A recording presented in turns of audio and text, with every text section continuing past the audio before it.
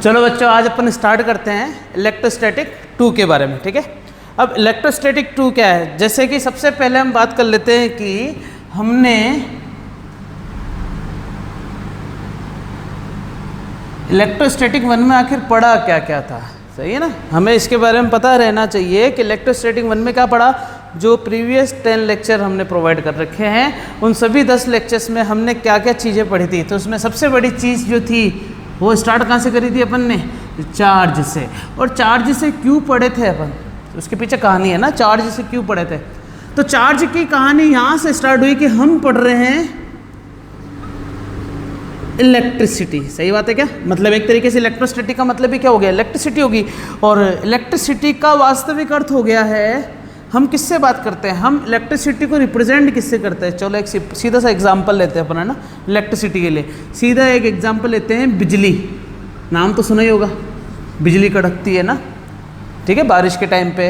और एक और एग्जांपल ले तो करंट आ गया तुम्हारे अंदर कभी, ठीक है, शॉर्ट लग गया, ये लग गया, वो लग गया। तो यहाँ पर ये जो चीज़ आती है ना करंट, तो यहाँ से हम इलेक्ट्रिसिटी को डिफाइन करते हैं कि अगर करंट की बात जहाँ जहाँ हो जाती है तो वो सब चीज़ें क्या हो जाती है, इलेक्ट्रिसिटी के अंदर आती है। अब करंट क्या है, 10th क्लास में तुमने एक सिंपल सी डेफिनेशन पढ़े होगे ना, rate of flow of charge. अरे हाँ कि ना,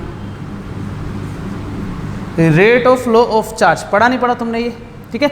अगर तुमने रेट फ्लो ऑफ चार्ज पढ़ा है तो इस पर ज़्यादा गौर करें तो वास्तव में हमने चार्ज क्यों पढ़ा था उसके पीछे कहानी समझ में आ गई। क्योंकि इलेक्ट्रिसिटी पढ़ रहे हैं, 12th क्लास की फिजिक्स जब स्टार्ट हुई है तो वो कहाँ से स्टार्ट हुई, इलेक्ट्रिसिटी में भी क्या, इलेक्ट्रोस्टैटिक। और इलेक्ट्रोस्टैटिक को मैंने 2 पार्ट में डिवाइड कर दिए, एक इलेक्ट्रोस्टैटिक फर्स्ट और एक इलेक्ट्रोस्टैटिक सेकंड। अब फर्स्ट की मैं कहानी बता रहा हूँ कि हमने फर्स्ट में क्या क्या पढ़ा। तो हमने सबसे ज़्यादा जो टाइम दिया वो किस में दिया, चार्ज में।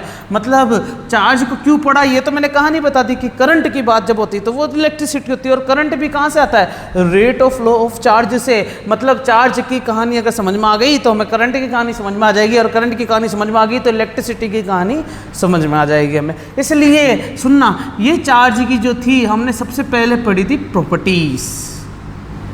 शुरू के लेक्चर्स में हमने यही करा था कि चार्ज की प्रॉपर्टीज क्या क्या होती है, पॉजिटिव चार्ज होते हैं, नेगेटिव चार्ज होते हैं, ठीक है।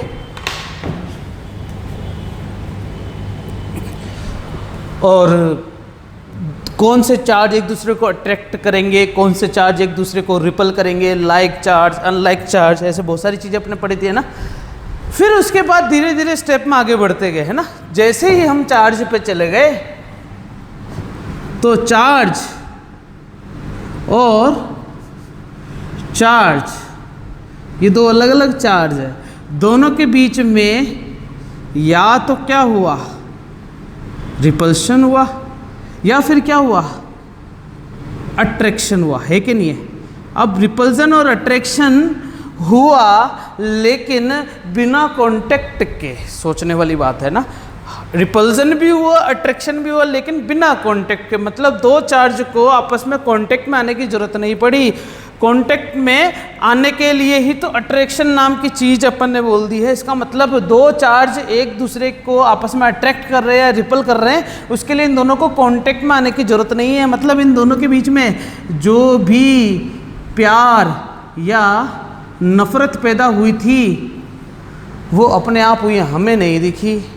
मतलब ये जो प्यार, ये जो नफरत है, ये प्यार नफरत कैसी है, इसे कहते हैं नॉन कांटेक्ट। मतलब हमें नहीं दिखा कि कैसे रिपल्सन हो रहा है और अंदर बीच में कैसे अट्रैक्शन हो रहा है, लेकिन हो तो रहा है, इसलिए इसे बोलते हैं नॉन कांटेक्ट। और बस इसी को नाम दे दिया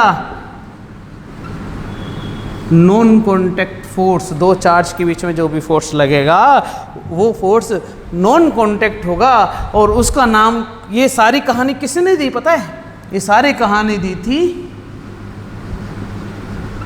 कूलम्ब्स ने।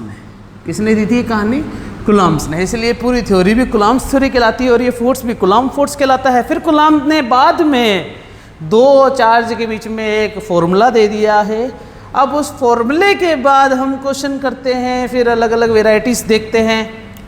चलो हमने बात कर ली फोर्स तक की, चलो एक कहानी और बताता हूँ ना। तुमने फोर्स का फॉर्मूला ये पढ़ा है क्या, के Q1 Q2 upon are square, ये पढ़ा था ना कूलम्ब्स के अंदर, है ना। लेकिन अगर मैं किसी एक चार्ज को इसको डिवाइड कर देता हूँ ना F अपॉन Q1, तो क्या बनता है के Q2 अपॉन आर स्क्वायर। तो ये जो चीज़ होती है ना, ये इसे बोलते हैं इलेक्ट्रिक फील्ड, ठीक है ना। अगर चार्ज का डिवाइड कर दिया जाए तो वो क्या बन जाती है, इलेक्ट्रिक फील्ड। मतलब F अपॉन Q किसके बराबर आ गया, E, तभी तो एक फॉर्मूला और बन गया था Q E। मतलब यहाँ से एक नई चीज़ आई है, क्या, इलेक्ट्रिक फील्ड, नई चीज़ इंट्रोड्यूस हुई है। फिर इलेक्ट्रिक फील्ड के बारे में ज़्यादा चर्चा कर ली अपन ने बहुत सारी। लास्ट में जाते जाते पता है 10वां जो लेक्चर था ना, वो मोस्ट इम्पोर्टेंट लेक्चर है। तो मैं कहानी यहीं से स्टार्ट करूंगा। 10th लेक्चर्स को 11th लेक्चर जो अपने इलेक्ट्रोस्टैटिक सेकंड स्टार्ट करेंगे ना, तो फर्स्ट का आखिरी जो टॉपिक था वो 10th मोस्ट इंपॉर्टेंट जो लेक्चर था उसकी चर्चा करेंगे, फिर अपन आगे बढ़ेंगे, ठीक है ना। तो मिटा देता हूँ, ये वीडियो पोस्ट करके उतार लेना सब जने। और मैं बता दूं, अगर तुमने ये लेक्चर नहीं पढ़े हैं तो तुम्हें पढ़ने तो सारे पढ़ेंगे, लेकिन सारे पढ़ने के अलावा जो जो इंपॉर्टेंट चीज़ें पढ़नी है वो है सबसे पहले चार्ज की प्रॉपर्टीज, याद रखना, ये पढ़ना बहुत ज़रूरी है। दूसरा,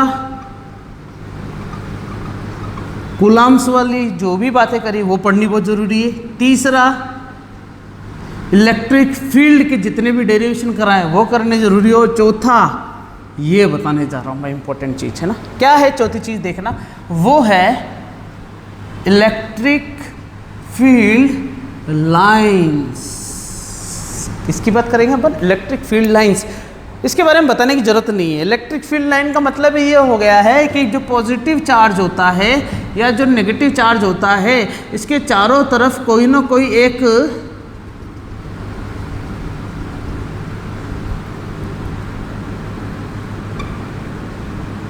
इमेजिनरी एरिया या फिर बोल दो रीजन, इमेजिनरी क्षेत्र बन चुका है, जिसके कांटेक्ट में अगर ये नेगेटिव चार्ज आ जाए ना यहाँ पर, तो वो इसको खींच लेगा।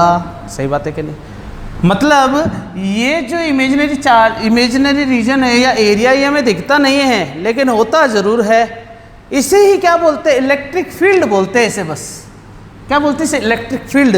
लेकिन हम जानते हैं कि इस इलेक्ट्रिक फील्ड के लिए अगर मैं ये पॉजिटिव चार्ज रखूँ और ये नेगेटिव चार्ज रखूँ तो क्या, अभी तो ये दोनों सीधे पड़े थे तो इन दोनों में अट्रैक्शन या रिपल्सन जो भी हुआ, लेकिन अब तो ये टेढ़े पड़े। क्या अभी हो सकता है, क्या बिल्कुल हो सकता है। लाइन ऐसे भी तो बन सकती है, बिल्कुल बन सकती है। तो इन लाइन को अच्छे से रिप्रेजेंट करने के लिए क्या बोल दिया, इलेक्ट्रिक फील्ड लाइंस। और इलेक्ट्रिक फील्ड लाइंस के बाद ही कहानी स्टार्ट होती है कि जो भी पॉजिटिव चार्ज होता है वो क्या करता है, हमेशा दूसरे पॉजिटिव चार्ज को रिपल करेगा। क्यों करेगा, सुनना, ये भी इसको रिपल करेगा, इसलिए ये दोनों एक दूसरे को एक दूसरे से दूर फेंकेंगे। और अगर नेगेटिव चार्ज है और ये भी नेगेटिव चार्ज है तो ये दोनों भी एक दूसरे को क्या करेंगे, रिपल करेंगे। लेकिन अगर अनलाइक चार्ज है, पॉजिटिव ये नेगेटिव, तो ये इसको खींचेगा, ये भी इसको खींचेगा। अब डायग्राम में तो दोनों सेम है, लेकिन यहाँ से नेचर पता चलता है ऑपोजिट नेचर। मतलब बातें तो दोनों की अलग अलग है, ये दोनों रिपल कर रहे हैं क्योंकि दोनों पॉजिटिव, दोनों रिपल कर रहे हैं, दोनों नेगेटिव, लेकिन दोनों अट्रैक्ट हो रहे हैं एक दूसरे से। फिर भी दोनों के एरो तो सेम ही है क्वांटिटी के हिसाब से। इसे कहते हैं ऑपोजिट नेचर। मतलब अगर तुम सोचो, एक ये चार्ज है ब्लैक, मतलब पॉजिटिव चार्ज, और ये भी है पॉजिटिव चार्ज, तो ये दोनों पॉजिटिव चार्ज एक दूसरे को दूर फेंकेंगे। इससे एक चीज़ पता चल रही है कि दोनों एक दूसरे की अलग अलग डायरेक्शन में जा रहे हैं, ठीक है। अब मैंने लिया ये पॉजिटिव चार्ज और ये नेगेटिव चार्ज, अब ये दोनों एक दूसरे को अट्रैक्ट कर रहेंगे। तो सोचो, जो पॉजिटिव थे वो एक दूसरे से दूर जा रहे थे, मतलब ऑपोजिट डायरेक्शन में, और जो नेगेटिव पॉजिटिव है वो एक दूसरे के पास आ रहे हैं। तो ये भी ऑपोजिट डायरेक्शन ही तो हुई, क्योंकि ये इधर आ रहा है और ये इधर आ रहा है। आ रही बात समझ में? मतलब दूर जा रहे तब भी दोनों अलग डायरेक्शन में जा रहे हैं, पास आ रहे तब भी दोनों अलग अलग डायरेक्शन में। सेम डायरेक्शन कब होती है, जब दोनों इधर या दोनों इधर जाते हैं, है कि नहीं है? मेरी बात समझ में? इसलिए ये ऑपोजिट नेचर कंडीशन कहलाती है। चलो मैं थोड़ा आगे बढ़ता हूँ। इलेक्ट्रिक फील्ड लाइन हमें पहले पता थी, पिछले जो लेक्चर था उसमें और अच्छे से समझ में आता, लेकिन यहाँ पर मैंने थोड़ा ओवरव्यू बता दिया। इलेक्ट्रिक फील्ड लाइन के लिए कहानी अपन ने पढ़ी थी सबसे पहले, कि पॉजिटिव चार्ज से इलेक्ट्रिक फील्ड लाइन जो होती है ना वो निकलती है ऐसे, ऐसे मान लिया गया है कि electric field line positive charge से ऐसे निकलती है और नेगेटिव चार्ज में क्या होती है, एंटर होती है। ये अपन ने आखिरी लेक्चर में बात करी थी, उसको देखना तो और अच्छे समझ में आया, उसमें मैंने एनिमेशन भी बता रखा है ना। मतलब पॉजिटिव से निकल रही है और नेगेटिव पे एंटर हो रही है, तो इसमें एक कहानी थी, पॉजिटिव से निकल रही है लेकिन कहाँ तक जा रही है सोचने वाली बात है। पॉजिटिव से इलेक्ट्रिक फील्ड लाइन निकली लेकिन जा रही कहाँ पर है, तो उसको क्या बोल दिया गया, नहीं पता, इन्फिनिटी। और नेगेटिव पर इलेक्ट्रिक फील्ड लाइन आ रही है तो आ रही कहाँ से, नहीं पता, इन्फिनिटी। तो इससे कहानी पता चल गई है कि पॉजिटिव चार्ज के लिए इलेक्ट्रिक फील्ड लाइन स्टार्ट होकर इन्फिनिटी की ओर एंड हो जाती है या उसका टर्मिनेशन हो जाता है, और नेगेटिव के लिए स्टार्ट कहाँ से होती है, इन्फिनिटी से, और टर्मिनेट कहाँ पर होती है, नेगेटिव। तो मुझे एक चीज़ बताओ कि इलेक्ट्रिक फील्ड लाइन टर्मिनेट कहाँ पर होती है, तो पॉजिटिव के लिए तो इन्फिनिटी पे टर्मिनेट होती है और नेगेटिव के लिए नेगेटिव चार्ज के अंदर टर्मिनेट होती है। क्या कहानी समझ में आई। फिर अपन ने बात करी थी कि अगर किसी दो, ये जैसे इलेक्ट्रिक फील्ड लाइन है कहीं से भी आ रही होगी ना, ये इलेक्ट्रिक फील्ड लाइन, अगर मैं इस पॉइंट पर ऐसे टेंजेंट बना दूँ ना, तो ये तुम्हें क्या बताएगा बच्चों, ये बताएगा तुम्हें डायरेक्शन किसकी, इलेक्ट्रिक फील्ड लाइन की। फिर अपन ने कहानी ये भी पढ़ी थी कि इलेक्ट्रिक फील्ड लाइन वो नेट को बताता है, मतलब ये सारी चीज़ें पढ़ लेना पुरानी। फिर इसके बाद अपन ने ये कहानी पढ़ी थी कि इलेक्ट्रिक फील्ड लाइन जो है वो कभी एक दूसरे को काटती भी नहीं है, इलेक्ट्रिक फील्ड लाइन कभी एक दूसरे को काटती नहीं है। इसके ऊपर क्या होता है, बहुत सारे कन्फ्यूजन होते हैं। अभी मैंने बोल दिया, जो नया बच्चा है उसके दिमाग में तो आ ही नहीं रहा होगा कि ये क्या बकवास करी सर ने, ये समझ में आया, ये समझ में आया, ये सारी चीज़ समझ में नहीं है। चलो ये भी एक बारी के लिए मान लेता हूँ कि डायरेक्शन है, छोटी सी बातें याद रख सकते हैं, लेकिन ये क्या है, तो ये करने के लिए लास्ट वाला लेक्चर देखना, बहुत इंटरेस्टिंग है, समझ में आएगा तुम्हें कि हाँ यहाँ पर ये बात मैंने क्यों करी, और ये इसमें सिर्फ इतना सी चीज़ लिखी जबकि ये बहुत बड़ी चीज़ थी। तो पिछला लेक्चर देख के आगे बढ़ना, ठीक है। अब अपन चल सकते हैं आगे इलेक्ट्रोस्टैटिक किस पर, 2 पर। ये सारी कहानी किसकी बताई मैंने बच्चों, इलेक्ट्रोस्टैटिक फर्स्ट की। तो आई होप कि तुमने जो मैंने तुम्हें बताया, क्या यही सारी कहानियाँ थी के पीछे, मतलब क्या हो गया, एक तरीके से कोई भी मूवी बनती है ना, जैसे वेब सीरीज़ बन रही है, 10 पार्ट है उसके, तो एक उसका क्या बना देते थे, ट्रेलर बना देते। तो वो पहले तुम ट्रेलर देखते हो फिर जाके वेब सीरीज़ देखते हो, लेकिन यहाँ पर मैंने पहले वेब सीरीज़ दिखाई फिर ट्रेलर दिखाया, ठीक है। तो जिसने अगर पूरी वेब सीरीज़ देख ली है उसके हिसाब से ये ट्रेलर जो था वो बहुत ही इंटरेस्टिंग था, क्योंकि तुम्हें समझ में आएगा कि हाँ इसमें सारी चीज़ ऐसी ऐसी बता दी सर आपने जो इम्पोर्टेंट थी। ओके, किसने किसका मर्डर करा, सारी कहानियाँ में पता चल गई। ओके, आते इलेक्ट्रोस्टैटिक सेकंड पर। इलेक्ट्रोस्टैटिक सेकंड को पढ़ने के लिए मैं तुम्हें बता देता हूँ कि यहाँ पर जो भी बात होगी ना वो किसकी बात होगी बच्चों, फ्लक्स की। इतने दिनों से इसी का वेट कर रहे थे कि फ्लक्स बहुत हमें परेशान कर रहा है फ्लक्स। तुमने चलो स्कूल स्तर पे भी पढ़ लिया होगा या कहीं और से ही पढ़ा होगा, लेकिन वहाँ फ्लक्स वाली बात जब भी आई होगी तो वहाँ थोड़ा सा दिमाग में एक झन्नाटी तो आई होगी कि यार फ्लक्स होता है क्या है एक्चुअली में, है ना। तो चलो फ्लक्स का मैं एक सीधा सा एग्जांपल लेता हूँ, किससे, अब है तो बहुत पेचीदा लेकिन है बड़ा अच्छा, इससे समझ में आ जाएगा, फ्लश से, है ना। फ्लश क्या है, फ्लश हम करते हैं ना जैसे, तो फ्लश में क्या होता है, एकदम से लार्ज अमाउंट ऑफ वाटर एक साथ हम क्या करते हैं, वेस्ट करते हैं, ऐसा मान सकते हैं ना।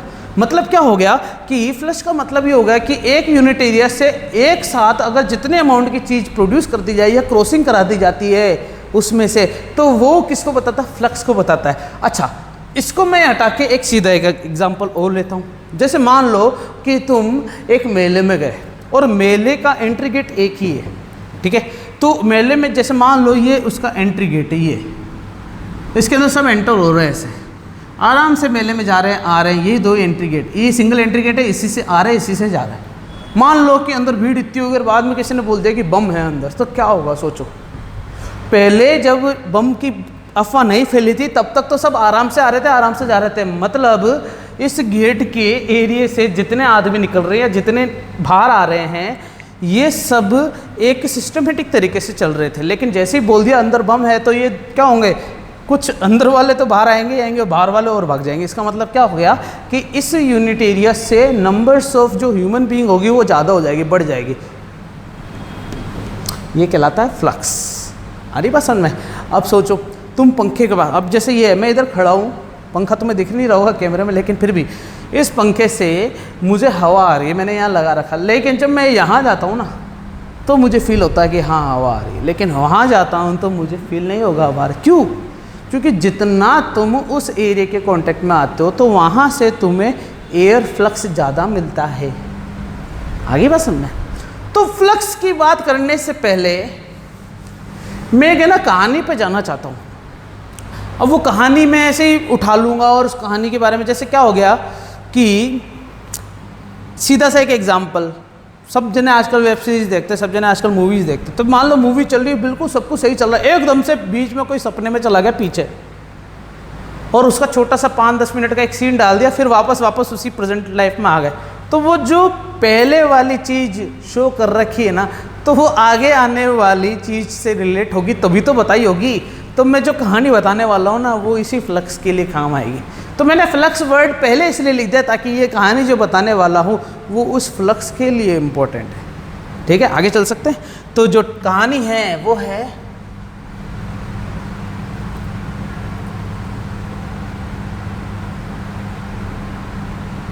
एरियल वेक्टर, मतलब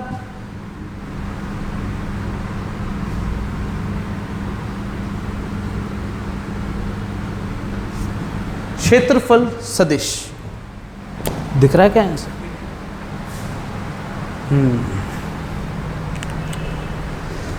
अब मैंने यहां से लिखना इसलिए स्टार्ट करा क्योंकि ये पूरा बोर्ड खत्म होगा अब, है ना। अब मजा आएगा, बोर्ड भरेंगे अपन, है ना। क्या लिखा हुआ है? एरियल वेक्टर, क्षेत्रफल सदिश, है ना। तो एरियल वेक्टर को पढ़ने से पहले मैं सीधा एक चीज लिखता हूं, एरिया। तो मुझे बताओ कि क्या एरिया वेक्टर क्वांटिटी है क्या? हमने वेक्टर के बारे में तो पढ़ा ना। वेक्टर का मतलब क्या होता है? जहाँ मैग्नीट्यूड के साथ साथ डायरेक्शन की भी जरूरत हो जाए तो वो चीज़ क्या कहलाती है? वेक्टर कहलाती है ना। इसका मतलब एरिया पर आ गया मैं और पूछ क्या रहा हूँ कि क्या एरिया वेक्टर क्वांटिटी है क्या? थोड़ा सा दिमाग लगाओ, लगा बेटा दिमाग। एरिया वेक्टर क्वांटिटी है क्या? देख, एरिया के लिए हमने अभी तक कुछ यही पढ़ा है। देखो, एरिया के लिए अभी तक हमने क्या पढ़ा है? सिर्फ मीटर स्क्वायर जैसी कहानी। कभी तुमने इसके आगे आई केप, जे केप या के केप देखा है क्या? नहीं देखा है केप। इसका मतलब हमने नहीं देखा तो ये एरिया वेक्टर क्वांटिटी नहीं है। पता है बच्चों, जब तुम एरिया पढ़ते थे ना तो तुम सिर्फ इसकी किसकी बात करते थे? मैग्नीट्यूड की बात करते थे। तुमने डायरेक्शन की बात कभी कही ही नहीं, है कि नहीं? अगर तुम डायरेक्शन की भी बात कर लो तो तुम बोल दोगे कि हाँ एरिया वेक्टर क्वांटिटी है। तो मैं बता दूं एरिया वेक्टर क्वांटिटी, तभी तो टॉपिक लिखा है एरियल वेक्टर। तो एरिया वेक्टर क्वांटिटी है कैसे, उसकी कहानी बताता हूँ, सुनना। मान लेते हैं कि हमारे पास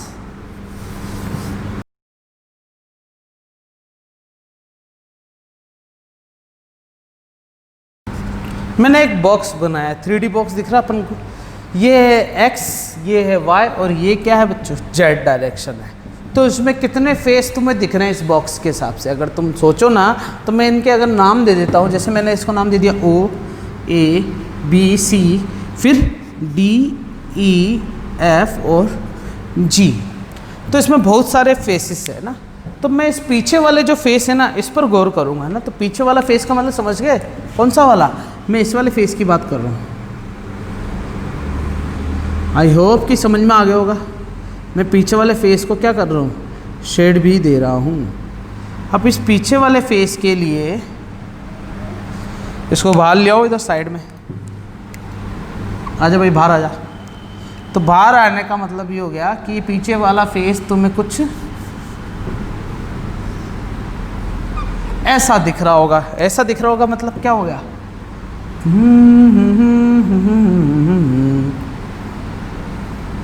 ये सही है क्या? नाम भी दे दो इनके, क्या है? O A B C। बच्चों मैं वास्तव चीज़ बताऊँ तुम्हें, एक्चुअली में मैंने टाइम वेस्ट करा इतनी सारी चीज़ बना के। मैं तुम्हें बता सकता था, नॉर्मली तुम्हें समझ में आ जाता, लेकिन ये कहानी बताने के लिए मुझे ये एग्जाम्पल लेने में ज़्यादा टाइम वेस्ट लगेगा नहीं, क्योंकि मुझे लगता है कि ये चीज़ बता दी तो मतलब बाकी की चीज़ें बताने की ज़रूरत नहीं पड़ेगी। तो इंटरेस्ट आएगा इसके अंदर, देखते ज़रा क्या है। अब ये जो फेस है इसे तुम देख पा रहे हो। क्यों देख पा रहे हो पता है? क्योंकि तुम सामने बैठे हो इसके फेस के। क्या तुम ये वाला फेस देख पा रहे हो क्या? O D C G, ये तुम्हें तिरछा दिख रहा है बच्चों। सोचने वाली बात है कि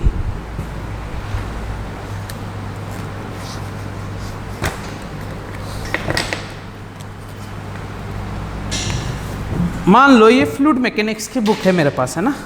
अब इस बुक के लिए ये बॉक्स जैसी कहानी सही है क्या? बिल्कुल बिल्कुल सही है। ये बॉक्स मान लो तुम्हें सामने से ऐसा दिख रहा है, तो तुम सिर्फ ये वाला फेस देख पा रहे हो सामने से। कौन सा वाला है? ये वाला। मैंने ये पीछे वाला फेस ही तो बनाया मैंने, लेकिन क्या ये वाला फेस दिख रहा है क्या तुम्हें? वो डायग्राम में दिख रहा है कि हाँ GCDO जैसा कोई फेस है, लेकिन दिख थोड़ी रहा है। इसको देखने के लिए क्या करोगे तुम? सोचो। इसको देखने के लिए तुम्हें यहाँ आना पड़ेगा, और इसको देखने के लिए यहाँ आना पड़ेगा। चलो यहाँ से भी देख सकते हो, बिल्कुल सही है ना। दोनों यहाँ से देखो चाहे यहाँ से देखो, ये पॉजिटिव डायरेक्शन ये नेगेटिव डायरेक्शन ऐसे बोल सकते हो, या तुम्हारे राइट तरफ से चलो तो ये पॉजिटिव होगी और ये नेगेटिव होगी। और इसको देखने के लिए तुम्हें ऊपर आना पड़ेगा, इसको देखने के लिए तुम्हें नीचे जाना पड़ेगा। ये वाला फेस और ये वाला फेस ही तुम देख सकते हो। तो इससे एक चीज़ पता चल गई है कि किसी भी एरिया को या किसी भी सरफेस को देखने के लिए एक पर्टिकुलर डायरेक्शन होती ही है, नहीं तो वो फेस दिखता नहीं। हरी बात समझ में? डायरेक्शन वाली बात मैं कैसे लेके आया है इसके अंदर, मतलब मुझे डायरेक्शन बताना था एरिया के अंदर, लेकिन अपन ने कभी नोटिस नहीं करी इस चीज़ के लिए। तो इसका मतलब ये जो चीज़ है फेस ODGC, इसको देखने के लिए तुम्हें कहाँ से देखना पड़ेगा? X डायरेक्शन से देखना पड़ेगा। सोचो ये वाला जो सामने वाला फेस है ABCD, इसको देखने के लिए कौन से डायरेक्शन यूज़ करी तुमने? देखो ये तो हो गया X और ये तो हो गया Y, है ना। तो मतलब ये XY प्लेन के अंदर है डायग्राम, है कि नहीं है? XY प्लेन का मतलब समझते हो ना, XY तल के अंदर है। अब इस XY प्लेन को देखने के लिए मुझे किसकी ज़रूरत पड़ी है? Z डायरेक्शन की। सोचने वाली बात है या नहीं है? इसका मतलब ये हो गया कि मुझे ये फेस देखने के लिए यहाँ से देखना पड़ा, और ये डायरेक्शन कौन सी होती है बच्चों? Z डायरेक्शन होती है। इसका मतलब इसका अगर मैं वेक्टर बनाऊँगा तो कैसे बनाऊँगा? वेक्टर ऐसे बनाऊँगा, सुनना। पहले तो मुझे इसका एरिया फाइंड करना पड़ेगा, क्योंकि एरिया के साथ मुझे क्या लगाना है? वेक्टर लगाना। तो वेक्टर से तो पता चल गया कि ये क्या है? Z डायरेक्शन है, और Z डायरेक्शन के लिए यूनिट वेक्टर क्या होता है? k है क्या कहानी? अब मुझे अगर इसका एरिया पता चल जाए, एरिया का मतलब समझते हो ना, लेंथ इंटू विड्थ, सही बात है कि नहीं? और लेंथ कितनी होगी इसकी? मान लेते OA इंटू AB। इसको किससे मल्टीप्लाई कर दूंगा? k से। तो क्या बन गया? ये एरिया वेक्टर।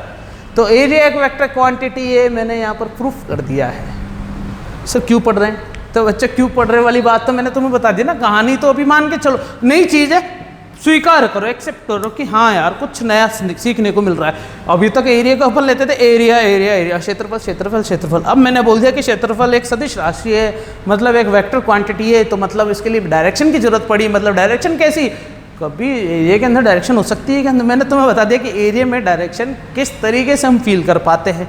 तो किसी भी सरफेस को देखने के लिए एक पर्टिकुलर डायरेक्शन की जरूरत पड़ती है, और वही इसका एरिया को मल्टीप्लाई कर देते हैं ना, तो वो एरिया वेक्टर बन जाता है। क्या मेरी कहानी समझ में आ गई? अब सोचो, मैं यहाँ पे एक सीधा सा एक डायग्राम बनाता हूँ ना, ठीक है बच्चों। ये सारी चीज़ उतारते हुए चल रहे हैं ना, थोड़ा थोड़ा वीडियो पोस्ट करके ना, क्योंकि मैं कभी भी मिटा दूंगा, क्योंकि यार मेरे को ज़्यादा बोर्ड भी नहीं बनना है। सुनो, मैंने सिंपल सा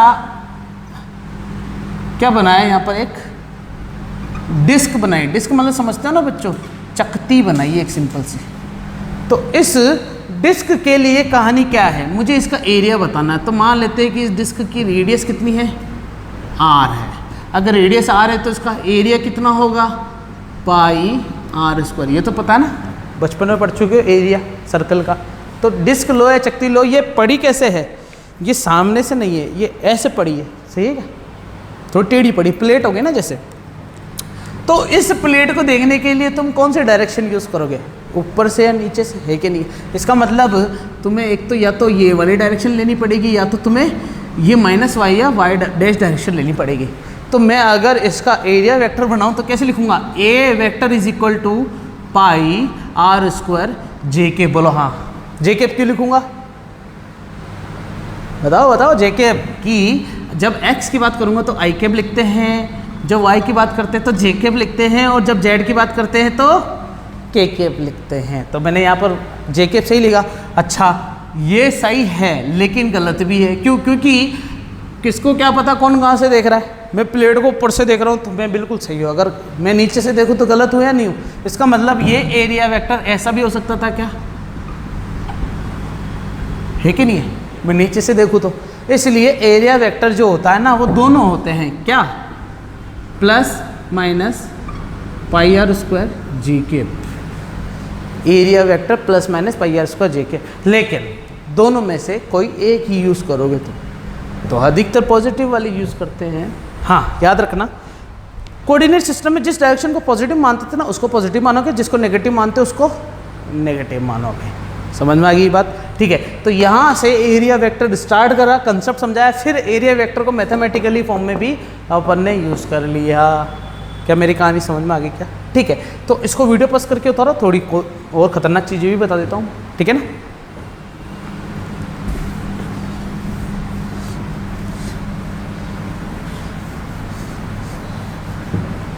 अभी मैंने जो चीज़ मिटाई है उस चीज़ के लिए मैं तुम्हें एक चीज़ बताऊं कि एक तुमने यूज़ करा आई कैप, एक तुमने यूज़ करा जे कैप और एक तुमने यूज़ करा के कैप। सही है, मैंने कौन सा प्लेन लिया था? ये वाला प्लेन। अगर मैं इसका एरिया निकालता हूँ तो सोचो, मान लेते हैं कि ये क्या है बच्चों, ए साइड का, और ये भी क्या है, ए साइड का। सुनना, तो ये एक स्क्वायर बन चुका है हमारे लिए, ये भी ए साइड का। तो इस वेक्टर को मैं बोल देता हूँ ए वेक्टर और इस वेक्टर को बोल देता हूँ बी वेक्टर। तो बताओ बच्चों, ए वेक्टर क्या हो जाएगा?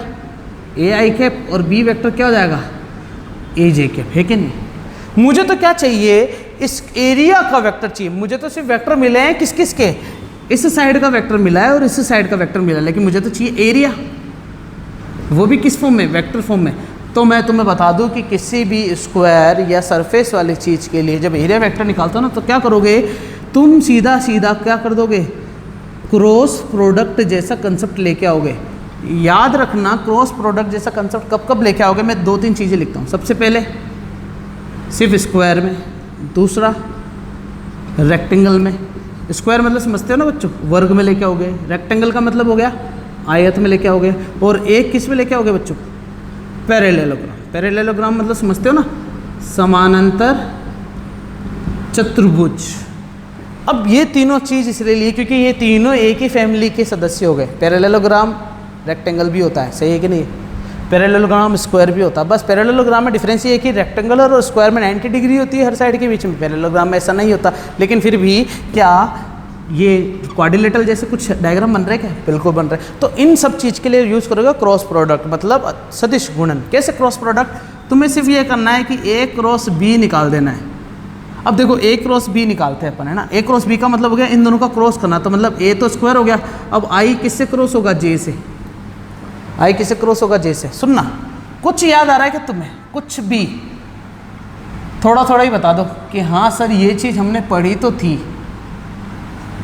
अगर थोड़ा सा भी याद आ रहा है तो क्रॉस प्रोडक्ट का फॉर्मूला ये होता था, ए कैप का मैग्नीट्यूड बी का magnitude sine theta N cap. तो सुनना, इन दोनों के लिए मुझे I cap cross J cap निकालना। हालांकि मुझे इसका आंसर पता है बच्चों, के कैप होगा, लेकिन फिर भी फॉर्मूले में रख दूँ वैल्यू। आई का मैग्नीट्यूड, जे का मैग्नीट्यूड और साइन 90 आएगा, क्योंकि आई और जे में 90 डिग्री होता है कि नहीं होता है। और एन कैप क्या होता है? Normal vector. नॉर्मल किसका? आई और जे का नॉर्मल क्या है? के है ना। तो यहाँ पर क्या लिख दूंगा मैं? के। तो क्या आएगा? ये क्या है? यूनिट वेक्टर का मैग्नीट्यूड। यूनिट वेक्टर की डेफिनेशन ही होती है, a vector is known as unit vector when their magnitude is unit. सही बात है कि नहीं? मतलब कोई भी यूनिट वेक्टर कब कहलाता है? जब इसका मैग्नीट्यूड ही क्या हो? यूनिट हो। तो इसका मैग्नीट्यूड यूनिट मतलब 1, ये भी 1, साइन 90 की वैल्यू 1, और क्या बचा? के कैप। तो आंसर क्या आ गया? के कैप। मतलब ये कहानी मैंने तुम्हें किसकी बताई बच्चों?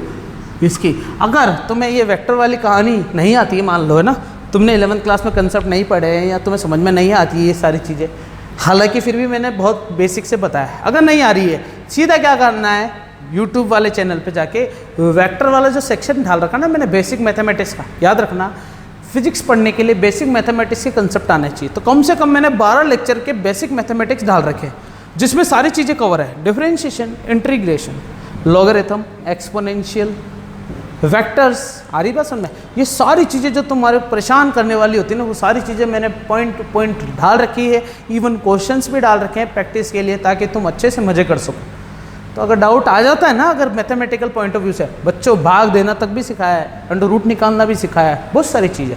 तो तुम वहाँ पर जाओ, सेक्शन देखो, सीधा कंसेप्ट सारा क्लियर। इवन टिग्नोमेट्री की सारी चीज़ें आ रही, आगे चल सकते हैं। तो यहाँ से एक चीज़ पता चल गई, आई और क्रॉस जे बराबर क्या होता है? के कैप। तो यहाँ वैल्यू रख दूँ मैं, क्या मिला? ए स्क्वायर के कैप। मतलब ए क्रॉस बी की वैल्यू मिली है ये, और यही क्या मिल गया बच्चों मुझे, ये मिल गया एरियल वेक्टर। अब सोचो, मैंने इतनी सारी जो रामायण बताई है, इस रामायण को एक चुटकी में भी सोल्व कर सकता था। पता है कैसे? सोचो जरा।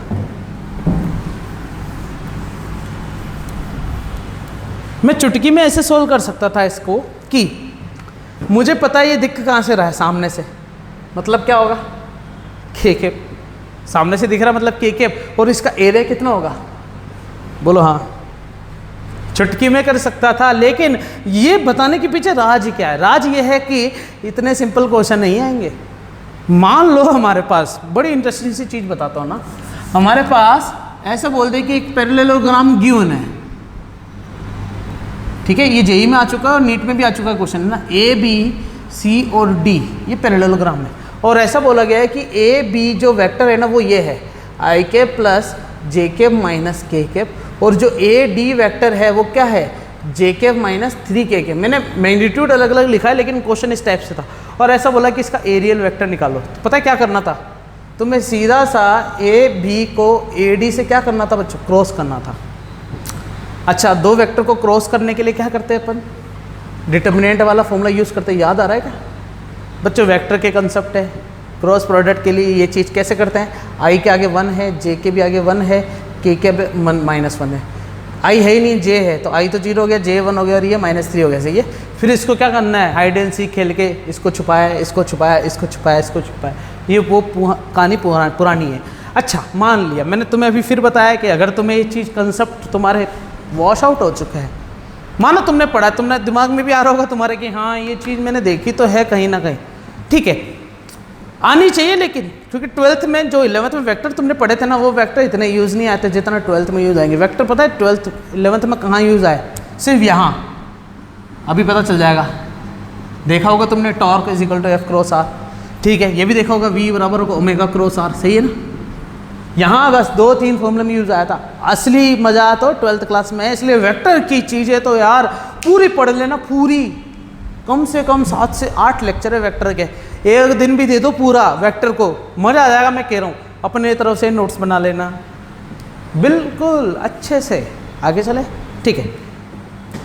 तो मैंने जो कहानी बताई है तुम्हें, ये बताइए कि मैं चाहता तो ये फॉर्मूला डायरेक्टली बोल सकता था कि के कैप से देख रहा हूँ इसका एरिया ए स्क्वायर है, लेकिन मैंने ये वाले क्वेश्चन को सॉल्व करने के लिए ये सारी कहानी बताई है। अच्छा, तुम सोच रहे हो कि सर यहाँ पर तो आपने क्रॉस निकालने के लिए फॉर्मूला लगाया और यहाँ पर ये वाला फॉर्मूला लगाया, तो बच्चों फिर वही बात, जाके वेक्टर देखोगे तब तुम्हें पता चलेगा कि कब ये फॉर्मूला यूज़ करते हैं और कब ये फॉर्मूला यूज़ करते हैं। चलो थोड़ा सा बता देता हूँ क्या है ये फॉर्मूला, कब यूज़ करते हैं, जब मैग्नीट्यूड हमें पहले से पता हो। जैसे आई कैप और जे कैप का मैग्नीट्यूड हमें पता ही है, कैसे पता, अरे क्या पता, 1 होता है, सही है, लेकिन इनका मैग्नीट्यूड थोड़ी पता, हमें निकालना पड़ेगा। चलो मान लिया इसका मैग्नीट्यूड पता है, इसका मैग्नीट्यूड पता है, फिर क्या पता होना चाहिए, फॉर्मूले के हिसाब से थीटा भी पता होना चाहिए। आई और जे के बीच में थीटा कितना था, 90। क्या इन दोनों में एंगल दे रखा है, तुम मैग्नीट्यूड भले निकाल लो, स्क्वायर स्क्वायर स्क्वायर करके सम करके अंडर रूट, सही ना, ऐसे ही करते हैं ना मैग्नीट्यूड जब भी निकालते हैं, X square plus Y square plus Z square का रूट, है कि नहीं है।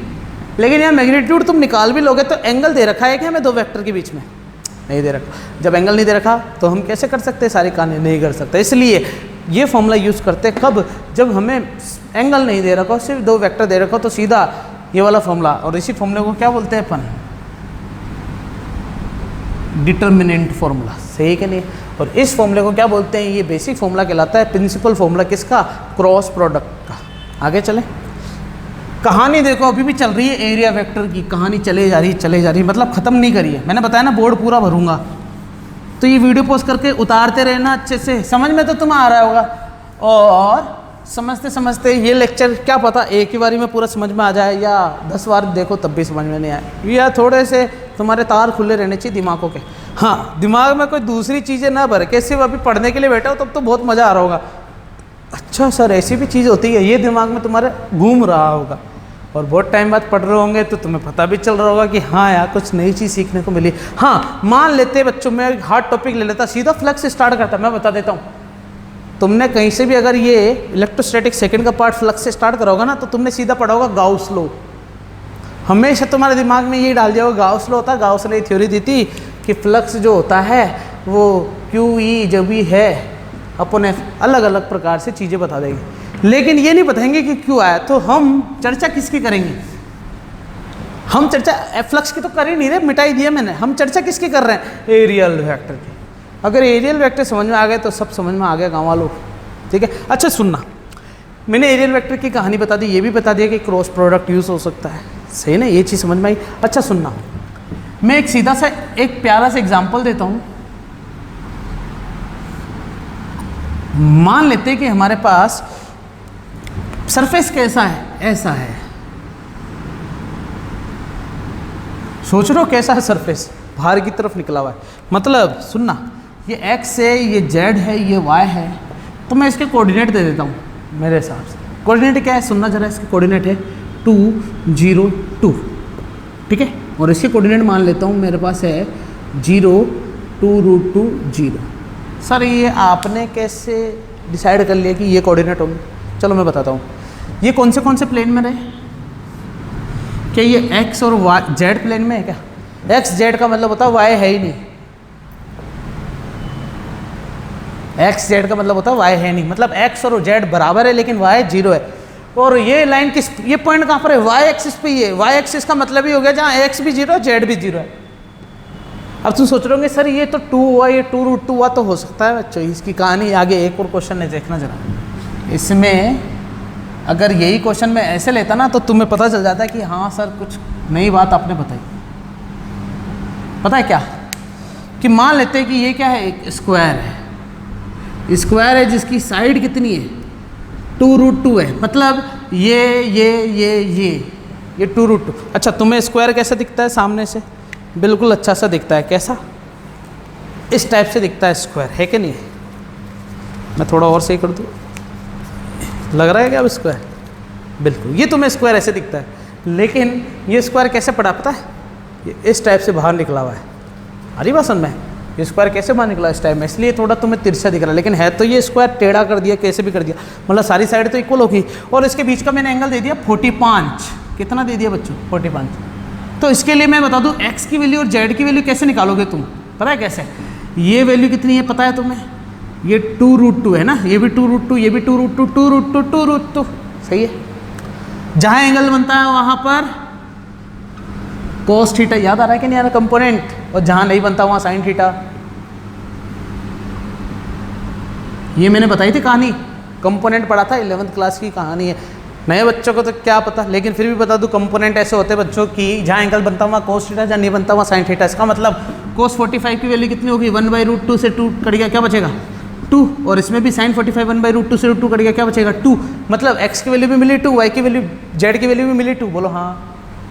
तो ये क्वेश्चन आ जाए चाहे ऐसा क्वेश्चन आ जाए, समझ में तो सब, ये दोनों अलग अलग टाइप के क्वेश्चन हो गए। यहाँ मैंने डायरेक्ट कोऑर्डिनेट दे दी, यहाँ कोऑर्डिनेट मुझे निकालने पड़े। अच्छा क्यों निकाले? सोचो, मान लो ये क्वेश्चन होता है ये नहीं दे रखा तो तुम इस पर करो, दिमाग इस पर लेके आओ सारा।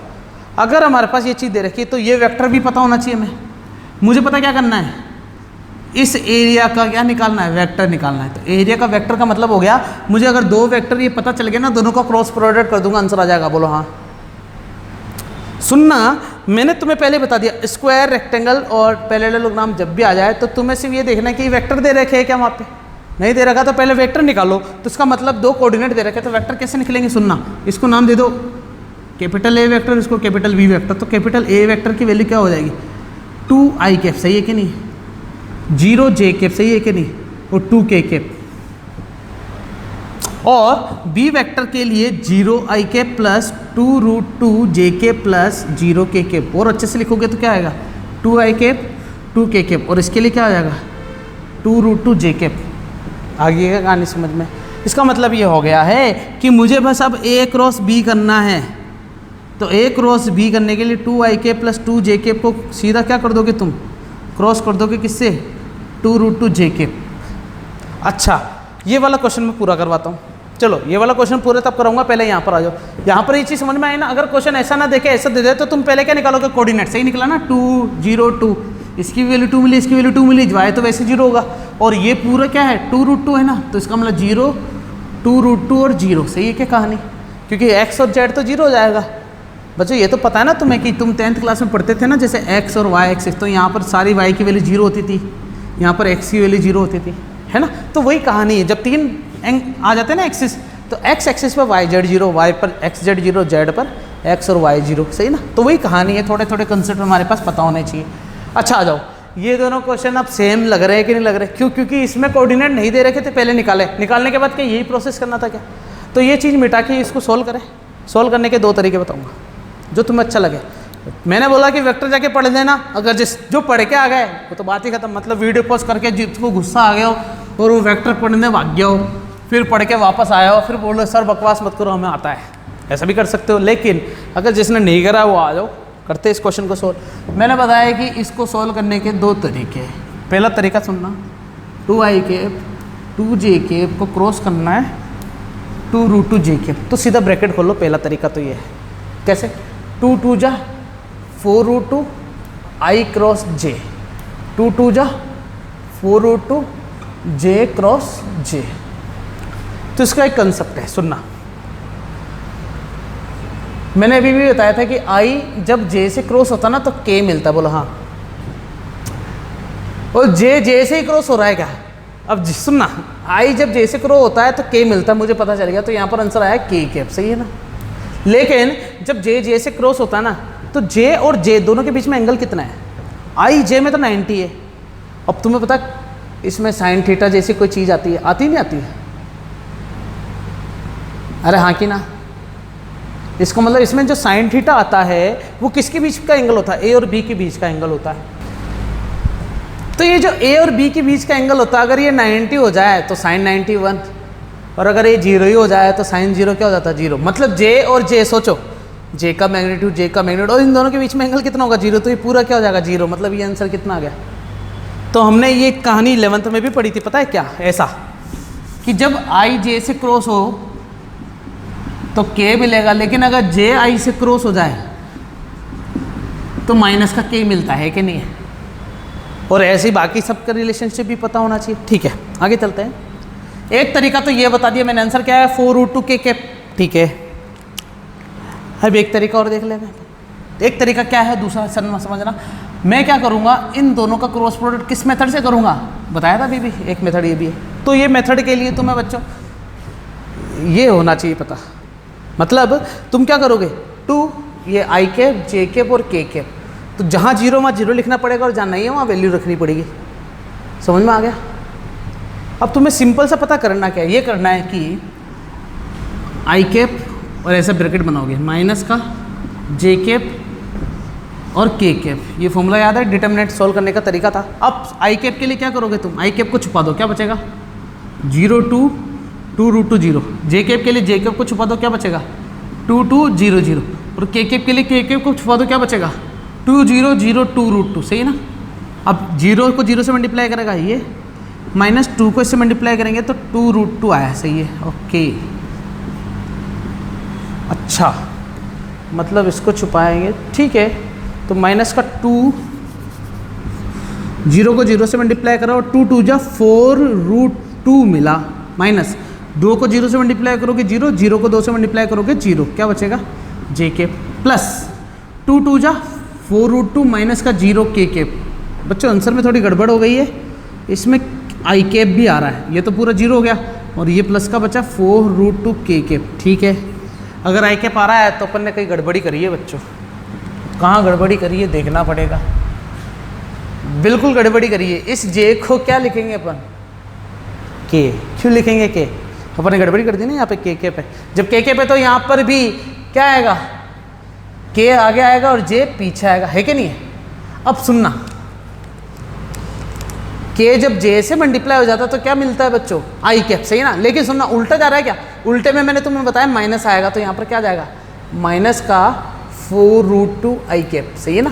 पहला तरीका भी समझ में आ गया और दूसरा वाला तरीका भी समझ में आया, दोनों का आंसर सेम आ रहा है, नहीं आ रहा? तो ये जो सब तुम्हें ठीक लगे, ये वाला मेथड कम यूज इसलिए करते हैं, इसमें देखो 1 2 3 टर्म थी तो ब्रैकेट खोलने में आसानी थी। अगर दोनों में 3 टर्म होती तो ब्रैकेट कितने खुलते? 9 टर्म में, एक पहले 3 से होता, दूसरा भी 3 से होता, तीसरा भी 3 से होता, कितने टर्म्स आ जाती? 9 टर्म्स आ जाती ना, तब वहाँ थोड़ा प्रॉब्लम होती है, तो ये वाला मेथड यूज़ किया जाता है। तो तुम किसकी प्रैक्टिस करते हो वो तुम्हारे ऊपर है, अधिकतर ये वाली करना, ठीक है बच्चों। अच्छा, इसका एक और तरीका है, लेकिन वो वेक्टर वाले लेक्चर्स में मैंने दे रखा है ना, कि वेक्टर को सोल्व करने के लिए 1 2 और एक तीसरा तरीका और है, तुम्हें अगर वो अच्छा लगता है तो वो पढ़ना, नहीं तो मैं तो यहाँ पर सिर्फ 2 ही तरीके बता रहा हूँ, ठीक है। इसको उतारो बच्चों वीडियो पॉज करके।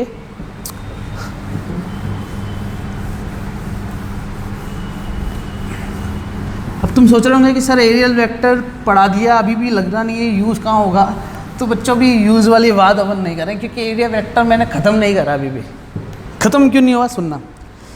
हमें ये तो पता चल गया कि एरिया वेक्टर नाम की एक चीज़ होती है, लेकिन ये नहीं पता कि एरिया वेक्टर हर किसी के लिए काम आ सकता है क्या एरिया हर किसी में काम आ सकता है क्या? तो सुनना, एरिया के लिए सबसे पहले पता होना चाहिए कि एरियल शेप कैसे होते हैं ना।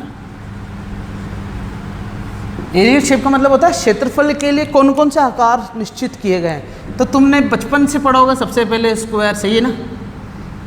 तुमने क्या पढ़ा होगा, एक रेक्टेंगल पढ़ा होगा, सही है। तुमने क्या पढ़ा होगा, एक ट्राइंगल। तुमने क्या पढ़ा होगा, एक ट्रेपेजियम। तुमने पढ़ा होगा एक सर्कल।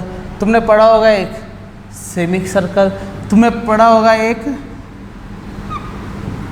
Pizza slice. सेक्शन पढ़ा था ना 10th क्लास में, है ना, सर्कुलर सेक्शन होते थे, त्रिज्यक खंड, ठीक है। और कौन कौन से डायग्राम बनाऊँ उसके लिए मैं, ट्रेपेजियम हो गया। अच्छा, तुमने इन सब में एक चीज़ नोटिस करो कि जितने भी डायग्राम बनाए हैं, अब जो नीचे बनाने वाला डायग्राम, दोनों को डिफरेंस करके बता देना कि दोनों में क्या अंतर है, ठीक है।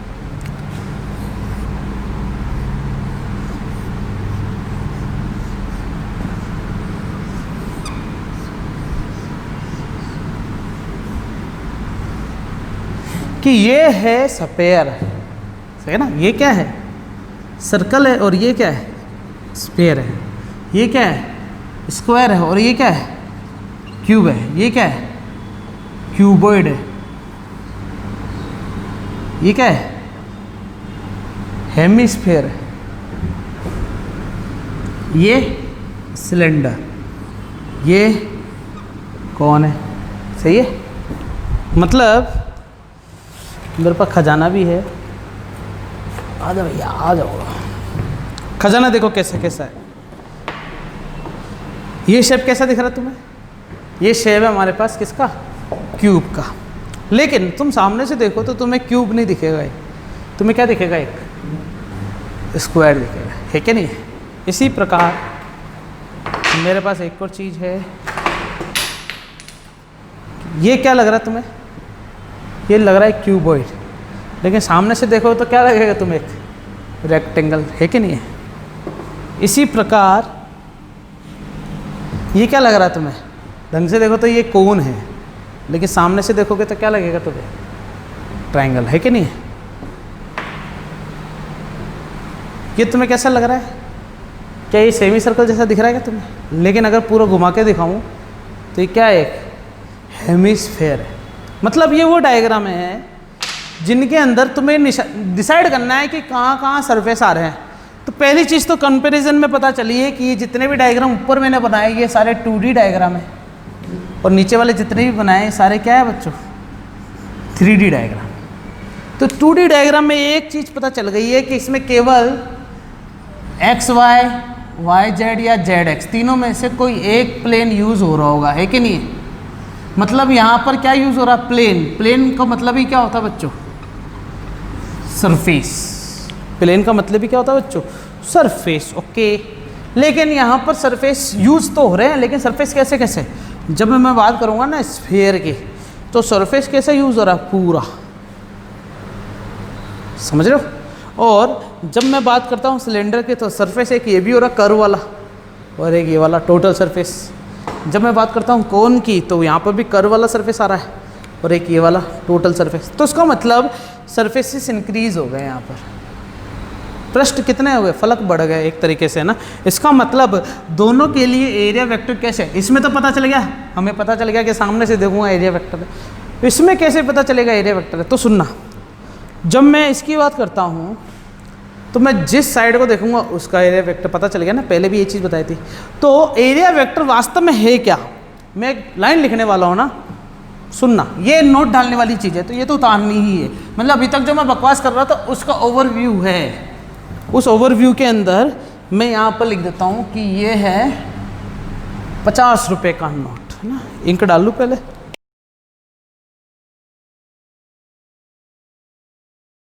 मैंने क्या लाइन लिखी है, हिंदी में से बोलेंगे कि क्षेत्रफल का जो सदिश होता है ना वो हमेशा लंबवत होगा। Area vector always normal to the surface, surface के लिए हमेशा क्या होगा, नॉर्मल होगा। तो मैंने तुम्हें बताया सामने से देखोगे तो मतलब नॉर्मली देख रहे हो ना उसको तुम।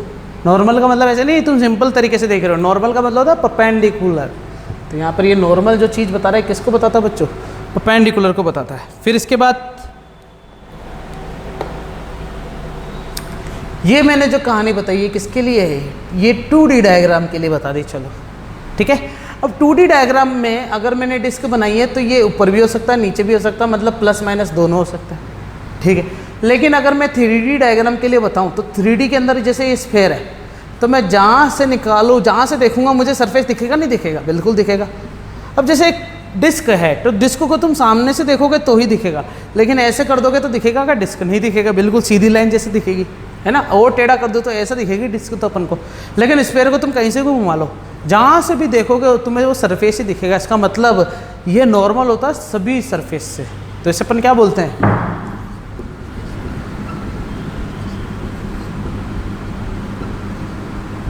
Outward normals. आउटवर्ड नॉर्मल मतलब समझते हो ना, सारी जगह से जो भी नॉर्मल लिखेगा वो इसका सरफेस कहलाएगा, ये एरिया वेक्टर कहलाएगा। अब जैसे क्यूब के लिए, सरफेस के लिए तो पता चल गया सारे डायरेक्शन। क्यूब के लिए, इसके लिए ये है, पीछे वाले के लिए, इसके लिए ये, इसके लिए ऊपर वाले के लिए, इधर वाले के लिए, सही है। इसके लिए बाहर ऊपर साइड, सही है। इसके लिए बताओ, समझ रहे हो, गोल घूम रहा है ना, तब तक तो क्या होगा, चारों तरफ से बाहर आएगा इससे। लेकिन ऊपर से ऊपर और ये नीचे से नीचे, इसका मतलब इसके लिए ये हो गया और इसके लिए, इसमें क्या होगा, सभी डायरेक्शन से, सही है, समझ रहे हो, नॉर्मल आना चाहिए। और ऊपर वाले के लिए ऊपर नॉर्मल, इसके लिए क्या होगा, सभी दिशाओं से तो ये होगा, और इसके लिए नॉर्मल। तो बच्चों ये जो कहानी अपन ने बात करी है, किसकी बात करी है, एरियल वेक्टर की। अब जाके ख़त्म हुआ है एरियल वेक्टर, ठीक है। तो ये सारी कहानी उतार लेना। अच्छा, मैंने जो बताया बहुत ज़्यादा बताया, ठीक है। पहली बात तो तुम्हारे एनसीईआरटी में नहीं है, ऐसे कैसे नहीं है, मैं तुम्हें बता रहा हूँ ना कि मुझे फ्लक्स बताना है। फ्लक्स बताना है तो मुझे गाउस भी बताना, बाद में बताएंगे ये सब चीज़ें, लेकिन फ्लक्स बताने के लिए मुझे ये कंसेप्ट बताना बहुत ज़रूरी था। हाँ, पता है क्या, क्योंकि यहाँ पर मैं दो तीन चीज़ें पूछूंगा। पहली चीज़, जब भी मैं बोलूँ एरिया वेक्टर है तो तुम उसके लिए हमेशा क्या बोलोगे, नॉर्मल है। नॉर्मल मतलब परपेंडिकुलर है। जब भी एरिया वेक्टर बोलोगे तो तुम परपेंडिकुलर बोलोगे। मैंने तुम्हें क्या बताया था, ये सारी चीज़ मिटा देता हूँ, और वो दो तीन चीज़ जो मैं पूछूंगा ना वो सारा अभी मेंशन भी कर देता हूँ। हम बात कर रहे हैं इलेक्ट्रिक फ्लक्स की, है ना, फ्लक्स की बात कर रहे हैं। तो फ्लक्स का जो फॉर्मूला होता है ना, पहले तो इसको लिखते हैं फाई से, और मैं इसका डायरेक्ट फॉर्मूला लिख देता हूँ ना। ओहो, सोचो जरा बच्चों, क्या मैंने सीधा फॉर्मूला लिख दिया। एक्चुअली में क्या, फ्लक्स स्टार्ट करते हैं ना तो पहले फॉर्मूला लिख देते हैं, फिर बाद में बाकी की बातें बताते हैं। तो मैंने भी यही थ्योरम यूज़ कर ली, यही फेनोमेना यूज़ कर लिया कि पहले फॉर्मूला बता के फिर इसकी कहानी बताएंगे। सुनना सब चीज़ के बारे में। ये तो इसका क्या होगा, रिप्रेजेंटेशन। ये क्या है, सिंबल किसका है, ये इंटीग्रेशन का सिंबल है, लेकिन इंटीग्रेशन के अंदर ये भी लगा रखा है। तो ये पता है किसको बताता है, ये बताता है क्लोज्ड सरफेस को। अब सरफेस भी दो प्रकार के होते हैं, सरफेस भी दो प्रकार के होते हैं, एक ओपन और एक क्लोज्ड। बताऊं कैसे, जब तुम एक डिस्क बनाते हो ना तो ये ओपन रहती है दोनों तरफ से, लेकिन तुम एक स्फेयर बनाते हो ना तो कहीं से ओपन नहीं रहता, पैक रहता चारों तरफ से। सोचो क्या बोल रहा हूँ मैं, बकवास क्या कर रहा हूँ। जब तुम ट्रायंगल बनाते हो ना तो ये कहीं से भी देख सकते हो इसको तुम, ओपन रहता है। लेकिन कोन बनाते हो ना तो ये ओपन नहीं रहता, पैक रहता है चारों तरफ से।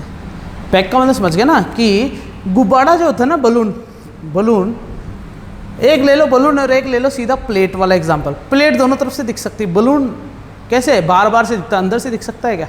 प्लेट को तुम अंदर से भी देख सकते हो, बाहर से भी देख सकते हो। मतलब प्लेट के अंदर क्या है, प्लेट के अंदर क्या है, तो तुम खाना कहाँ रखते हो, उल्टा करके लिखते हो सीधा करके। तो जो सीधी वाली साइड होती है ना वो अंदर होती है प्लेट के, और प्लेट के बाहर, तो तुम दोनों तरफ को देख सकते हो कि बिल्कुल हाँ। लेकिन अगर बलून को फुलाओगे, तुम उसको बड़ा करोगे, उसका एरिया बढ़ाओगे, तो तुम अंदर वाली चीज़ नहीं देख सकते, बाहर वाली चीज़ सरफेस देख सकते हो। तो उसका मतलब सरफेस क्लोज्ड भी होते हैं और ओपन भी होते हैं। तो यहाँ पर ये इंटीग्रेशन जो यूज़ हो रहा है ना, ये क्लोज सरफेस के लिए, कभी कभी ओपन के लिए, कभी कभी क्लोज के लिए। लेकिन अधिकतर फ्लक्स जो है, मैंने तुम्हें पहले ही स्टार्ट करते करते ये बोल दिया था कि जो फ्लक्स है ना, वो नंबर्स ऑफ क्वांटिटी पासिंग या क्रॉसिंग थ्रू एरिया, कि उस एरिया से कितने लोग निकल रहे हैं बाहर, भीड़ कितनी जा रही है, ये फ्लक्स को बताती है। तो फ्लक्स का मतलब मैं पढ़ रहा हूँ क्या, अगर मैं बोलता ना ह्यूमन फ्लक्स तो मैं मेले वाली कहानी बता देता। अगर मैं बोल रहा हूँ इलेक्ट्रिक फ्लक्स तो मैं इलेक्ट्रिक फ्लक्स को एक एरिया से निकलवाऊंगा। मतलब बहुत सारी इलेक्ट्रिक फ्लक्स, इलेक्ट्रिक फील्ड को एक एरिया से पास करवाऊंगा। अगर बहुत सारी है तो फ्लक्स ज़्यादा, अगर बहुत सारी नहीं है तो फ्लक्स कम है। सोचो ज़रा, कहानी समझ में आ रही, रिलेट कर पा रहे हो क्या? अब यहाँ पर मैंने एक वर्ड बोला एरिया, क्या बोला मैंने? एरिया। तो इसका मतलब किसी एरिया में से इलेक्ट्रिक फ्लक्स को पेनिट्रेट करवा के उसमें से क्रॉस करवाना है, उसमें से निकलवा के बाहर फेंकना है, एरिया। तो ये एरिया वर्ड बार बार बोल रहा हूं ना, तो मुझे अब एरिया जो ये बोल रहा हूं ना, इसके बारे में कुछ बताने की जरूरत नहीं है, क्योंकि एरिया वेक्टर हम पढ़ चुके हैं। एरिया वेक्टर अपन क्या कर चुके बच्चों? पढ़ चुके हैं। सोचना, मैं यहां पर क्या बनाई है? डिस्क बनाई, जो कि क्या है, सामने से खड़ी है, ऐसे नहीं है, ऐसे, ठीक है। फिर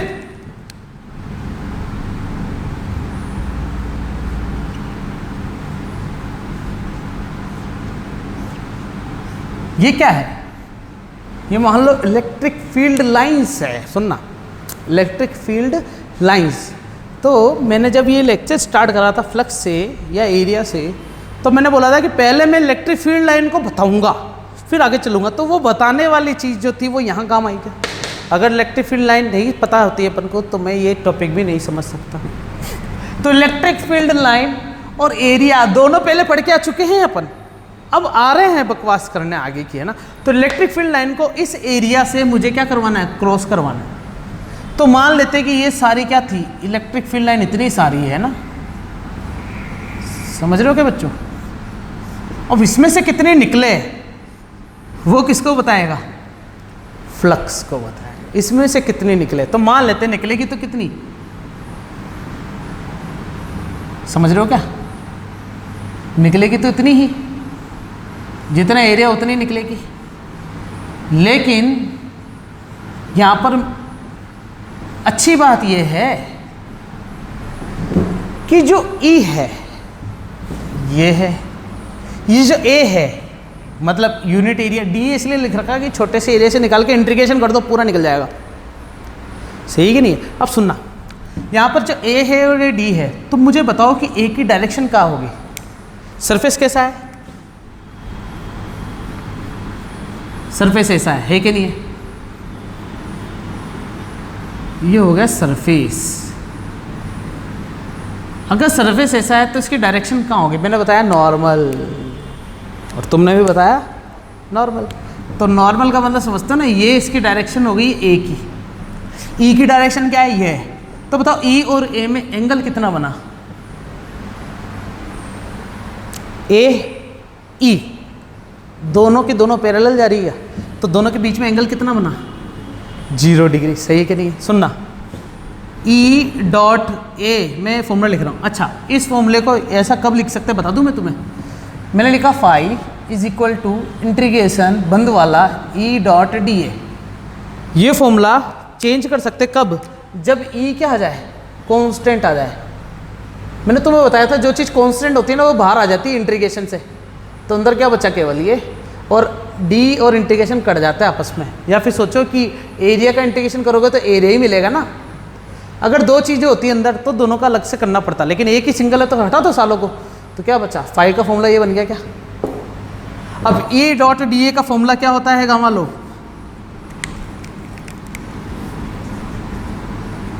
E डॉट डी ए का E ए कॉस थीटा, क्रॉस में साइन थीटा, डॉट में, सही है। तो ई ए और कॉस क्या हो जाएगा 0, मतलब आंसर क्या आया ई ए। अब सोचो ज़रा, अगर एरिया और ई दोनों एक दूसरे के पैरेलल चले जाए तो दोनों के बीच में जो इलेक्ट्रिक फ्लक्स होगा ना वो बहुत ज़्यादा होगा, क्योंकि वो कम नहीं होगा, सारी की सारी इसमें से परपेंडिकुलर ही निकल जाएगी। अब सोचो, ये है मेरे पास सरफेस ऐसे, और ये इलेक्ट्रिक फील्ड, ये उसका आगे का पोर्शन होगा, ये सामने से जा रही है, तो क्या पूरी पेनिट्रेट करते हुए जाएगी क्या? बिल्कुल जाएगी। ऐसे सारी चारों दिशाओं से निकलेगी, नहीं निकलेगी? ऐसी बहुत सारी है, तो कोई यहाँ से यहाँ से यहाँ से यहाँ से यहाँ से यहाँ से दिख रहा है क्या तुम्हें? क्या सब जगह से निकलेगी क्या? अगर तुम इसको ऐसा कर दो तो, और ये ऐसी ही है, तो बताओ निकलेगी क्या? सोचो, अगर तुमने इसको ऐसा कर दिया और ये इलेक्ट्रिक फील्ड लाइन है तो निकलेगी क्या? बिल्कुल नहीं निकलेगी, सारी ऐसे टच करते हुए चली जाएगी बस। मतलब क्या हुआ कि एरिया का वेक्टर पहले कैसा था? सामने की तरफ था नॉर्मल, अब इसका नॉर्मल कहाँ हो गया? यहाँ पर। मतलब अगर ये डायग्राम ऐसा होता तो ये एरिया की डायरेक्शन ये होगी, लेकिन इलेक्ट्रिक फील्ड कहाँ से आ रहा है? सामने से आ रहा है, तो दोनों के बीच में एंगल कितना हो जाता बच्चों? 90 डिग्री। और कॉस 90 कितना हो गया? 0। और कॉस 90 0, तो मतलब पूरा 0, मतलब फाई की वैल्यू कितनी होगी? 0। इसका मतलब अगर दोनों के बीच में एंगल 0 है तो ही काम होगा, अगर दोनों के बीच में एंगल 90 हो जाता तो 0 हो जाएगा फ्लक्स। इसका मतलब फ्लक्स के लिए ये होना जरूरी है कि एरिया सामने हो और ये इसको सीधा पेनिट्रेट करे। अगर ये थोड़ा सा भी टेढ़ा होता है तो काम बिगड़ेगा, है कि नहीं है? जितना सामने से रहेगा उतनी ज़्यादा फ्लक्स, जो उतनी ज़्यादा इलेक्ट्रिक फील्ड लाइन निकलेगी। इसे ही कहते हैं पूरी कहानी को इलेक्ट्रिक फ्लक्स। इस पूरी कहानी को क्या कहते हैं बच्चों? Electric flux. जो जो समझा रहा हूँ वो उतारते हुए चलो बच्चों, वीडियो पॉज करके, है ना, मिटाऊँ ये कहानियाँ। ये तो पता चल गया ना, क्लोज और ओपन और ये सब चीज़ें, ठीक है।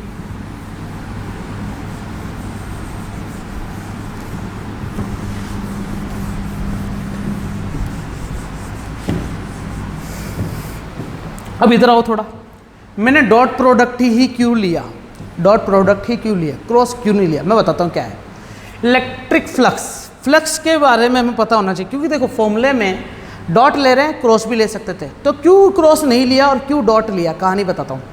फ्लक्स जो होता है number of electric field line passing from area, मतलब एरिया तो अलग कहानी, numbers of electric field line मतलब क्वांटिटी क्या ले रहे हैं अपन? क्वांटिटी ले रहे हैं नंबर्स, 1 2 3, है कि नहीं? तो 1 2 3 जो नंबर अगर मैं लेके आऊँ, 3 बैट लेके आया, तो 3 बैट उस दुकान से लेके आया, तो उस दुकान से 3 बैट निकल गया, इसका फ्लक्स 3 बैट का हो गया, सही। अब उस बैट को बताने के लिए क्या मुझे डायरेक्शन की जरूरत पड़ेगी क्या? नहीं पड़ेगी ना। इसका मतलब अगर मैं ऐसा बोलूँ कि उस एरिया से निकलने वाली इलेक्ट्रिक फील्ड लाइन की संख्या की बात कर रहा हूँ, तो किसकी बात कर रहा हूँ? स्केलर क्वांटिटी की बात कर रहा हूँ। जब मैं स्केलर क्वांटिटी की बात कर रहा हूँ तो मैं यहाँ पर कौन सा प्रोडक्ट यूज़ करूँगा? E dot D A. समझ में आ गई कहानी? E dot D A. और ये डी ए क्यों लिया? क्योंकि ये स्मॉल एरिया की बात होती है। अभी तो एरिया साफ था तो मैंने बड़ा ए ले लिया। कब लेते? जब ई कांस्टेंट हो। अगर ई भी वेरिएबल हो ना तो ई को बाहर नहीं ला सकते अपन, अंदर ही रहेगा, दोनों अंदर ही बकवास करते रहेंगे आपस में, ठीक है। फिर काम होगा, इंटीग्रेशन होगा, पूरा प्रोसेस चलेगा। और देखना बच्चों, फॉर्मूला होता है ई का मैग्नीट्यूड डी ए का मैग्नीट्यूड। चलो मैं इस फॉर्मूले को बोल देता हूँ कि ई जो है वो कांस्टेंट है। अच्छा, इलेक्ट्रिक फील्ड कांस्टेंट भी हो सकता है और नहीं भी हो सकता, तो मैंने कांस्टेंट अगर मान लिया है तो फाई जो होगा ना वो ई डॉट बाहर आ गया ये, तो क्या बचेगा? ई डॉट ए, सही कि नहीं? ये फाई मिला मुझे। अभी भी गाउस वाउस की बात नहीं कर रहे अपन, फ्लक्स पे ही खेल रहे हैं। तो फ्लक्स का फॉर्मूला बताया मैंने ई डॉट ए। क्या बताया मैंने बच्चों? E dot A. तो यार ई डॉट ए के लिए जो मैं बताने जा रहा हूँ वो ये है कि ई का मैग्नीट्यूड, ए का मैग्नीट्यूड और कॉस थीटा। अब थीटा की कहानी है सारी। कहानी किसकी बच्चों? पूरी थीटा की है। सुनना, अगर मैं ऐसा लिखूं और इसमें से इलेक्ट्रिक फील्ड लाइन कैसे है बच्चों? मान लेते हैं कि ये रेडियस इसकी आर है, ठीक है ना, और ये क्या है? इलेक्ट्रिक फील्ड लाइन है। तो इलेक्ट्रिक फील्ड लाइन और एरिया एक दूसरे को पेनिट्रेट कर रहे हैं क्या पूरा, क्या 90 डिग्री पे कर रहे हैं क्या? तो मान लेते हैं इलेक्ट्रिक फील्ड लाइन क्या है, ई है, तो सुनना फाई क्या हो जाएगा, ई डॉट ए।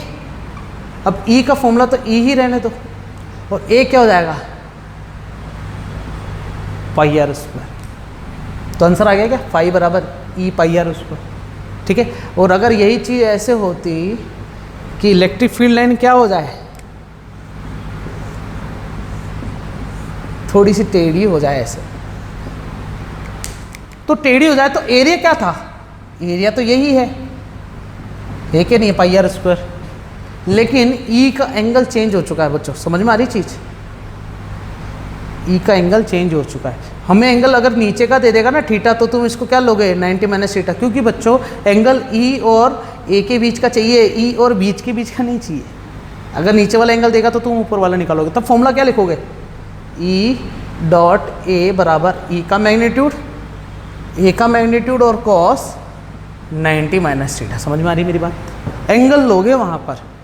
अगर 45 दे दूँ मैं, कोई वैल्यू दे दूँ, ई ये है और एरिया इतना है, तो और एंगल 45 दे दूँ, तो तुम सीधा क्या करोगे, कोस 45 लिख दोगे और आंसर निकाल दोगे। सही है कि नहीं है? और अगर मैं चलते चलते ऐसा कर दूँ कि इलेक्ट्रिक फील्ड लाइन पहले सीधी थी, फिर टेढ़ी हुई, टेढ़ी होके कैसी होगी, बिल्कुल ऐसी हो गई, तो इलेक्ट्रिक फील्ड लाइन कहाँ जा रही है, यहाँ जा रही है। और एरिया कहाँ है बच्चों, एरिया याद रखना, होता ऐसा है लेकिन डायरेक्शन ये होती है सामने वाली, नॉर्मल, सही है ना। तो इसलिए इन दोनों के बीच में एंगल कितना होगा, 90, और cos 90 की वैल्यू 0। तो इलेक्ट्रिक फील्ड लाइन कितनी निकल रही है इस प्लेट में से, 0। अच्छा इसका बताओ, सोचो जरा, इसका कितना होगा, दिमाग लगाओ थोड़ा। ये प्लेट है सामने से पड़ी, और इलेक्ट्रिक फील्ड लाइन कैसे जा रही है, क्या इसमें से घुस रही है क्या, नहीं घुस, सामने से जा रही है ना। इसका मतलब एरिया ये था और ई ये है, तो एरिया और ई में एंगल 90 डिग्री हो गया, ठीक है ना। एरिया सामने से होगा और ई ऐसे जा रही है, तो दोनों के बीच में एंगल कितना होगा, 90 डिग्री। दिख नहीं रहा है, इमेजिनेशन तो हो सकती है ना हमारे अंदर, इतनी तो हो सकती है। मतलब ये जो चीज़ है वो यही है, बस जो ऐसे पढ़ा था ना उसको मैंने ऐसे बता दिया, ऐसे था मैंने ऐसे बता दिया, समझ में आ गई की चीज़। तो ये भी क्या बताएगा, इलेक्ट्रिक फील्ड, इलेक्ट्रिक फ्लक्स को 0 बताएगा। क्या कहानी समझ में आ गई क्या गाँव लोगों को, ठीक है। इसको वीडियो पॉज करके उतारो थोड़ा थोड़ा, मिटाऊँ इसको मैं अब।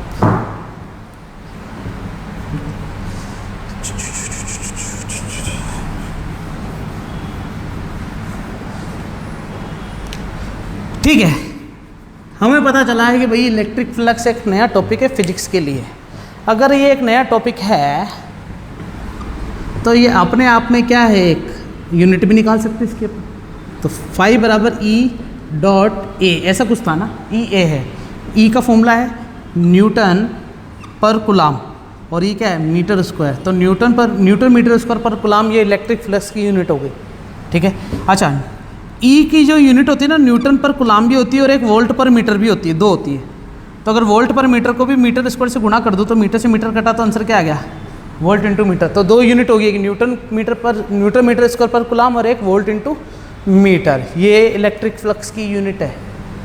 अब यूनिट बताना तो बहुत ज़रूरी है ना, क्यों ज़रूरी है, क्योंकि जो भी आंसर निकाला है पीछे लगाना तो बहुत ज़रूरी है ना, अपन हलवा तो नहीं कर सकते ना ऐसे, ठीक है बच्चों। उतारो इसको, ठीक है। तो बच्चों आज के लिए इतना काफ़ी है, पहले सारा पढ़ के आना, 100% पूरा पढ़ लेना, पुराना ज्ञान और ये वाला अब कंटिन्यू मिलेगा, तो उसके लिए कंटिन्यू चलते रहना, मज़ा आएगा तभी, ठीक है बच्चों। Bye bye.